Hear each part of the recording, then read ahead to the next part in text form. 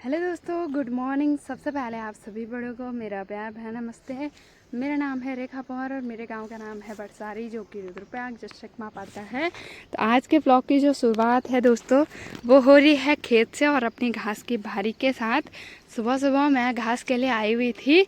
यहाँ से मैंने घास निकाल दिया है और कल हमने जो पराल बांधा था वो हमने यहाँ पे प्लास्टिक से ढक रखा है, क्योंकि कल रात को थोड़ा थोड़ा बारिश के चांसेस भी हो रहे थे, इसलिए हमने उसको ढक दिया कि बारिश आएगी तो पूरी मेहनत बेकार जाएगी।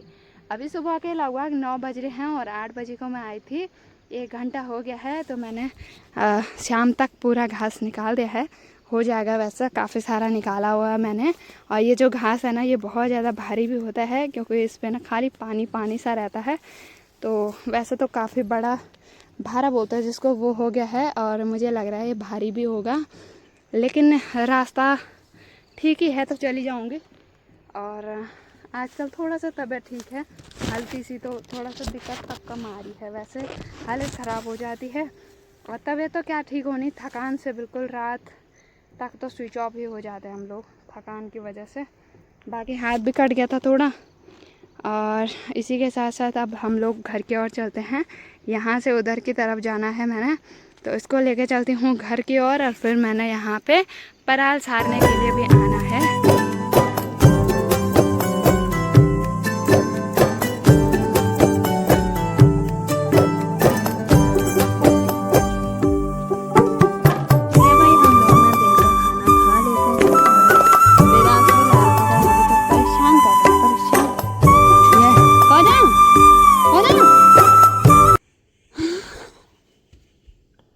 सीधा वो भी है क्या? खाना खाते हैं और तब मिलते हैं। चलिए भाई, वेदू को नहलाने के बाद बड़ी मुश्किल से अभी जाके सुलाया मैंने। और अभी दिन के 12 बजे हैं, कड़क धूप लगी हुई है। इसी धूप के साथ हमें चलना है खेत में पराल लेने के लिए। पराल बोले तो इसको बोलते हैं पराल, जो धान का बचा हुआ हिस्सा रहता है, जो न्यार होता है घास, ठीक है। क्योंकि काफ़ी सारे लोग जानते नहीं हैं कि पराल किसको बोलते हैं। जो लोग बाहर से देखते होंगे, काफ़ी सारे लोग देखते हैं मेरी वीडियो बाहर से भी, उनकी जानकारी के लिए बता रही हूँ। बाकी सब धूप होती है, पराल वगैरह हम सभी उठाते हैं, क्योंकि गीला नहीं उठा सकते हैं इसको। तो फिलहाल तो चलते हैं और उसको घर ले आते हैं।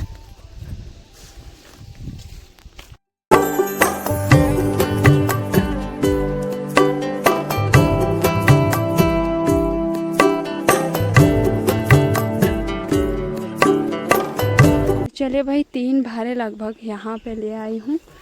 अब फ्रिज से लेके जाती हूँ पानी की बोतल और ये रस्सी। और गर्मी से हो रही है हालत खराब।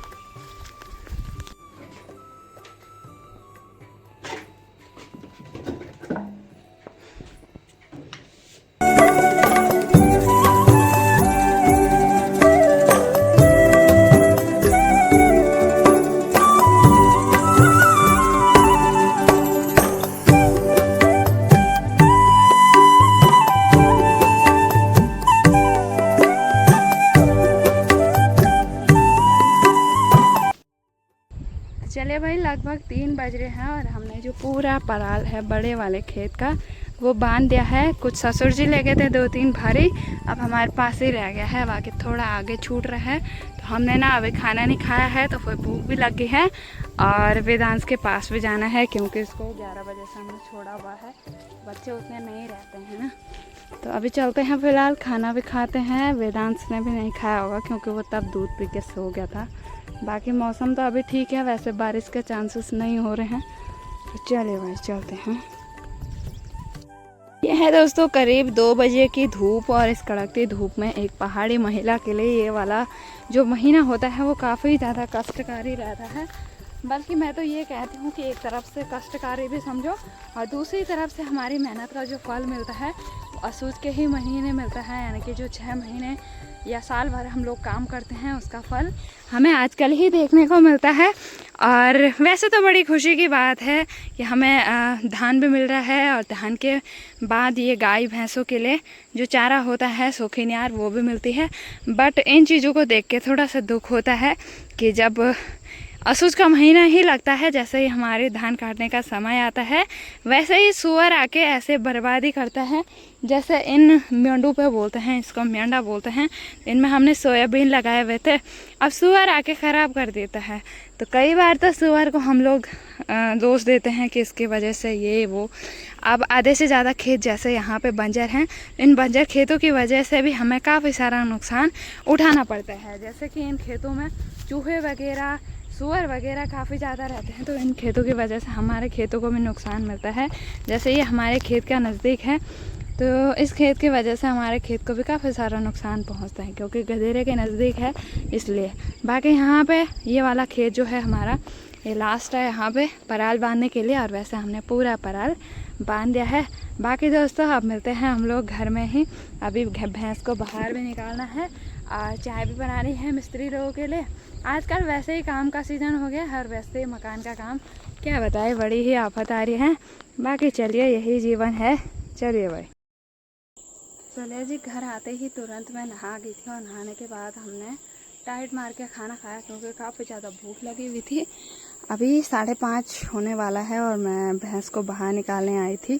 भैंस को बाहर निकाला मैंने, और ये हमारा पुराना पराल है जिसको मैंने इसके बिछौने में बिछा रखा है। बाकी घास डाल दी है इसको, पहले भी खा लिया था थोड़ा, अभी डाला। बाकी मैंने यहाँ पानी लगा रखा है टंकी पे, तो ये भरने देंगे इसको। अब फ़िलहाल मैं चल रही हूँ घर की ओर। हमारा अभी जो पराल है वो कुछ इस तरीके से लगता है, तो वही लगने जा रहा है। वहाँ आए हुए हैं, तो चलिए भाई वहीं पे मिलते हैं आपको।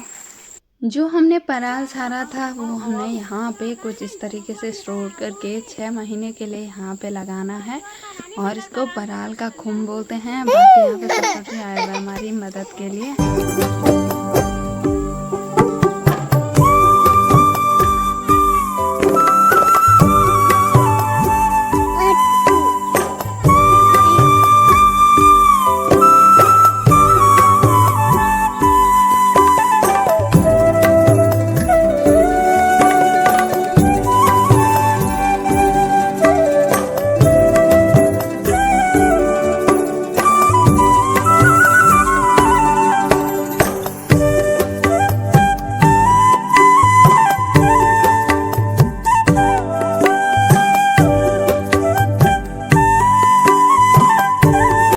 बाकी दूसरी साइड देखा जाए तो हमारे मकान का काम लगा हुआ है, बुनियादी टाइल्स का काम आज कंप्लीट हो जाएगा, और कल से शायद रंग वगैरह लगना शुरू हो जाएगा। बाकी अंदर के 2 कमरों में भी टाइल्स लग चुके हैं, और बाहर भी लग चुके हैं।